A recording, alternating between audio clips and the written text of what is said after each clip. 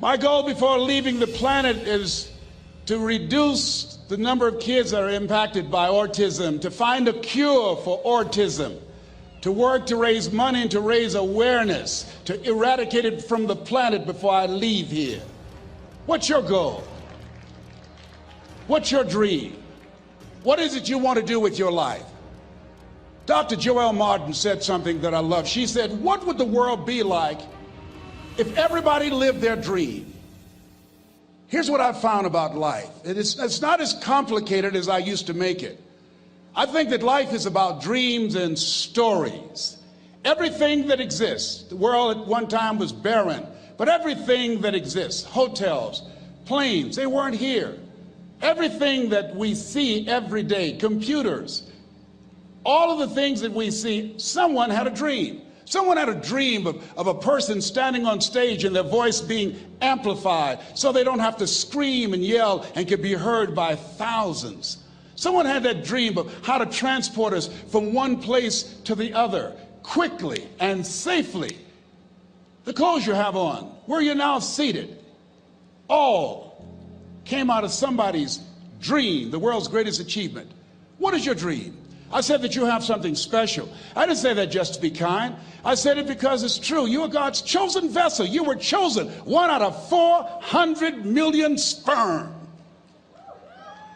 You have something in you that when you were chosen, when you showed up, there's something in you that if you don't do it, all of us will suffer.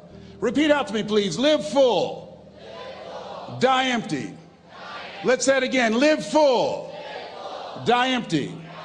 Dr. Howard Thurman, one of the mentors of Dr. Martin Luther King Jr.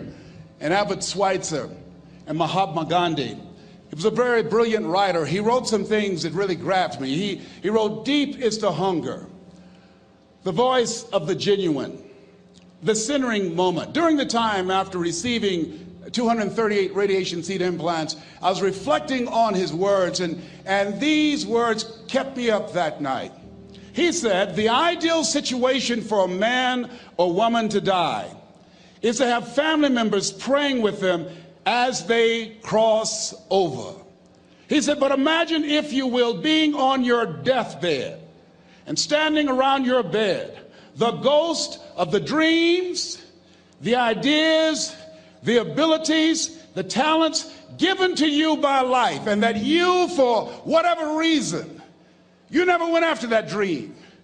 You never acted on those ideas. You never used those talents. You never used those gifts. And there they are standing around your bed looking at you with large angry eyes saying, we came to you and only you could have given us life. And now we must die with you forever. And the question is, if you died today, what dreams, what ideas, what talents, what books, what music, what leadership, what voice will die with you? Miles Monroe, great orator and speaker, said the wealthiest place on the planet, it's not in the Far East where there's oil in the ground. It's not in South Africa where there are diamond mines. He said the wealthiest place on the planet is the cemetery, because there you'll find greatness that we've never seen. There you find talent and genius and potential never actualized. Perhaps that's why Henry David Thoreau wrote the words, oh God, to reach the point of death, only to realize that you've never lived. Maybe that's why some unknown writer wrote the words, what if you live your whole life only to discover that it was wrong? That it was wrong. That you were chosen to do something else, and you didn't do it. Repeat after me, please. Live full. Die empty. I want you to take some notes and some things, and I want you to think about your goals and dreams in the 3 categories that I mentioned: personal, professional, and your social contribution. How many of you are serious about your goals and dreams? Raise your hands, please. Thank you very much. How many of you don't want to take your dreams to your grave with you? Raise your hands, please. Very good. Shake someone's hand on your right and left. Look them in the eyes and say, get out of your head and step into your greatness. Do that right now, please. Say, get out of your head and step into your greatness. I want you to write this down. Let us say together, as you think about your goals and dreams, let us say together, it's possible together, please. Yes, write that down. See, ladies and gentlemen, as an entrepreneur, I've been an entrepreneur for 20 years. This is my 21st year. I could have been speaking and training for 34 years. But for 14 years, I was living in my head. For 14 years, I stopped myself. For 14 years, I used to go see Zig Ziglar, that I considered the #1 motivational speaker on the planet. Zig Ziglar and Tony Robbins, they're the best on the planet. Bob Proctor, they're the best on the planet. Jack Canfield, Mark Victor Hansen, T. Harv Eker. I would go and see them, and then I would leave, and my conversation with myself was, my heart would say, I can do that. And then my mind would ask, how? How would you do that, Les Brown? See, when I was in the 5th grade, I was identified as EMR, labeled educable, mentally retarded. Put back from the 5th grade to the 4th grade. I failed again when I was in the 8th grade. I have no college training. And a man changed my life, and I'll never forget his name, Mr. Leroy Washington. He's in his 80s now, and he's blind from glaucoma, but he gave me a different vision of myself. I was in his class waiting on another student. He came in and said, young man, go to the board and work this problem out for me. I said, oh, sir, I can't do that. He said, why not? I said, I'm not one of your students. He said, look at me. Yes, sir. Go to the board and work the problem out anyhow. I said, sir, I can't do that. He said, why? I said, sir, because I'm educable, mentally retarded, sir. I'm in special education. And the students started laughing. They said, that's Leslie. That's not Wesley. He's DT. Wesley is the smart twin. He said, what does DT stand for? I said, I'm the dumb twin, sir.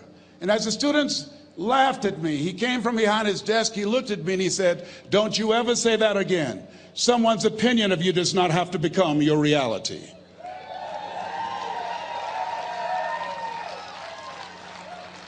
On one hand, I was humiliated, but on the other hand, I was liberated, because he looked at me with the eyes of Goethe, who said, look at a man the way that he is, he only becomes worse. But look at him as if he were what he could be, then he becomes what he should be. And so we developed a relationship. And one of the things that I can just tell you as you think about your goals and dreams, all of us can say in a spirit of integrity that it's possible. That if anybody at any point in time lived their dream, then it's possible that I can live mine. And what I did was, I made a mistake. I looked at my goals and dreams, and my mind said, how will you do that? I went from my heart to my mind, and I stayed up there for 14 years. 14 years. I can't bring those 14 years back. Those years are gone. And I've made a mission in my life to help people to stop putting it off and procrastinating. How many ever thought about something you wanted to do and you procrastinated, you talked yourself out of it? Raise your hand, please. There's a proverb that says, if there's no enemy within, the enemy outside can do us no harm. And so, as you look at your goals and dreams, every day we must convince ourselves, we must sell ourselves on that it's possible. Every seminar, every workshop, every book that I've ever read, every speaker that I've ever heard, it interrupted what I was believing about myself. Everything that you do, everything matters. As you go through each day, I know now as I look back at age 63, looking at my life, everything matters. T. Harv is right. How you do anything is how you do everything. And I realized that the choices I was making was based upon how I saw myself. Let us say together, it's necessary. Write that down. It's necessary as you look at your goals and your dreams, it's necessary that you have a strategy and a game plan to change the story that you believe about yourself. And that's an ongoing process. I've discovered, and many people have, that what we do, what we accomplish, what we produce is a result of the story we believe about ourselves. My favorite book says, be ye not conformed to this world, be ye transformed by the renewing of your mind. And so as I began to work on myself, I realized that I'm getting out of one story and stepping into another story. As I become aware of some things, there's still some things I'm not aware of. So I'm still growing, I'm still developing. I'm like the lady who said, Lord, I ain't what I want to be, ain't what I'm going to be, but thank God I sure ain't what I was. But I realize that you have to work on yourself on a regular basis, and write this down, for mental mindset. For mental mindset and stamina. Because things are going to happen to you. I believe that the reason that most people go to their graves with their talents and abilities and skills in them is because of the fact, number one, many are like me. They didn't know that they didn't know and thought they knew. I thought I knew myself, and I really didn't know myself as well as I thought. I've discovered that sometimes people can take you to a place within yourself that you can't go by yourself. The other reason is I was afraid. I never worked for a major corporation. I wanted to speak for corporations. I was afraid I would be exposed because I don't have a college education. I felt inferior because of the fact that I don't have a college education. I allowed that level of fear of failure to stop me. And because I never had any experience in it, I assumed that I could not do it. I was paralyzing myself by believing and assuming the limited part of myself as opposed to believing that I had something special.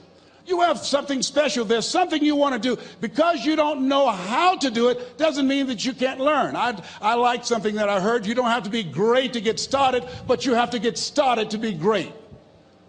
Repeat after me, please. Leap and grow your wings on the way down. See, the people that will live their dreams, the 2% that will do that, these are, and write this down, become a risk taker. They're risk takers. They don't mind failing. They don't mind making mistakes. They're willing to take life on, take life in the collar. This, God said, if you're not willing to risk, you cannot grow. And if you cannot grow, you cannot become your best. And if you cannot become your best, you can't be happy. And if you can't be happy, then what else is there? I like what Helen Keller said. She said, life is short and unpredictable. Eat the dessert first.